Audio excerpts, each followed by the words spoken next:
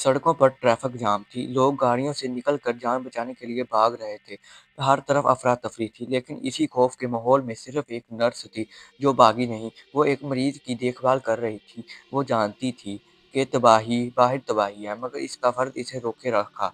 पूरा सिस्टम बैठ चुका था, ट्रांसपोर्ट रुक चुकी थी, कंपनियां खाली थी, फैक्ट्रियां बगैर इंसानों के छोड़ दी गई थी, तैयारशुदा माल सड़ रहा था और स्टॉक मार्केट बिल्कुल बुरी तरह गिर चुकी थी। अगर ये सब कुछ ऐसा ही रहा तो जनूबी कोरिया कभी खड़ा नहीं हो सकेगा। और ये सब कुछ एक ऐसे हादसे से शुरू हुआ जिसने आगे जाकर बदतरीन तबाही की शक्ल अख्तियार की। रात को एक हैरानकुन मनाजर देखा गया। तालाब के पास सैकड़ों चूहे एक साथ जमा हो गए, जैसे कोई खुफिया मीटिंग हुई हो, और फिर सारे चूहे पानी में छलांगे मारने लगे।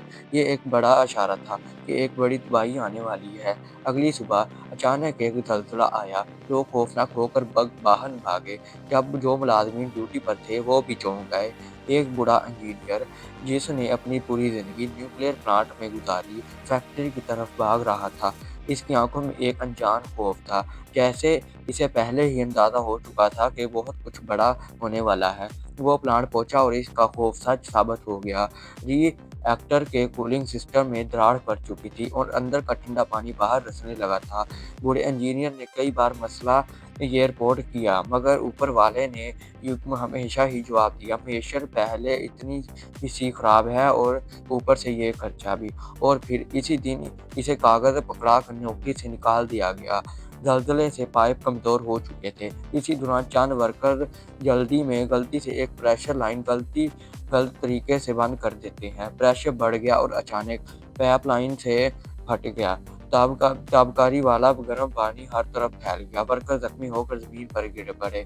जाहिर इसके साथ मैक्स और इसके साथी भागकर चेंजिंग रूम में पहुंचे ताकि ताबकारी से बच सकें, लेकिन इसका दोस्त फैटी वापस दरार ठीक करने गया।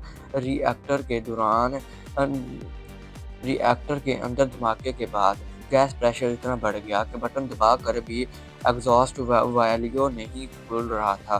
बूढ़े इंजीनियर ने नक्शा निकाला और वर्कर को हाथ से वाल्व को खोलने भेजा। वो पहुंचे, लेकिन तब तक बहुत देर हो चुकी थी।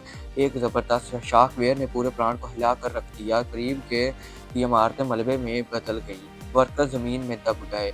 ऊपर बैठे अफसरान ने मीडिया के सामने कहा, यह सिर्फ हल्की सी पानी लीकेज है, सब कंट्रोल में है।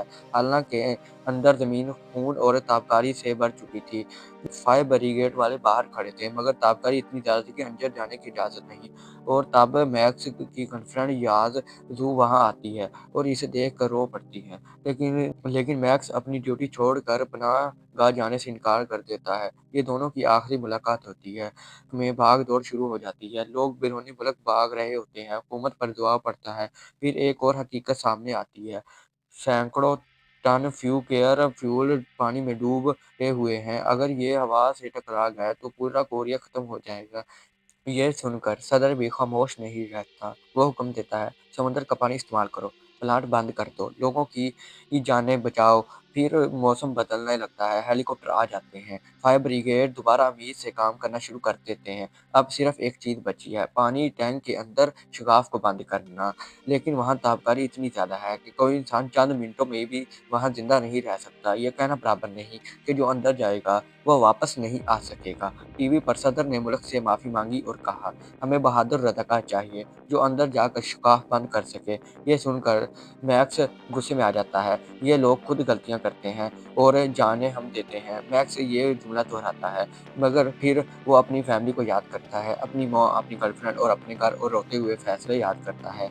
मैं अंदर जाऊंगा अपनी कोट के लिए, मैक्स ये कहता है। दूसरे वर्कर भी इसके साथ खड़े हो जाते हैं। ये सिर्फ ड्यूटी नहीं नहीं थी, ये कुर्बानी थी। दरवाज़ा खुलता है, वर्कर्स अंदर जाते हैं। ताबकारी इनके कदमों से घुटनों तक आ जाती है। कुछ मिनटों में लोग गिरने लगते हैं, मगर वो भी इंकशाफ तक पहुंच जाए। मैक्स ही धमाके खेज मुआद लगाता है, इसकी सांसें रुकने लगती हैं।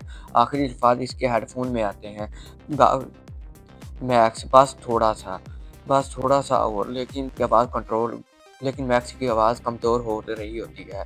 सर मैं शायद नहीं बच सकूँगा, बूढ़ा इंजीनियर रोते हुए कहता है। बस तुम थामे रखो बेटा, बस थामे रखो। फिर धमाका हो जाता है, शगाफ बंद हो जाता है और मैक्स हमेशा के लिए सो जाता है। मुल्क बच जाता है, लोग नए घरों में मुंतकिल हो जाते हैं, लोग आस्ता-आस्ता वापस आने लगते हैं। ज़ाए ही की गर्लफ्रेंड याज़ू इसकी तस्वीर अपने गले से लगाकर रोने लगती है, नाकाम रोने और आँसू निकालने की नाकाम कोशिश करती है।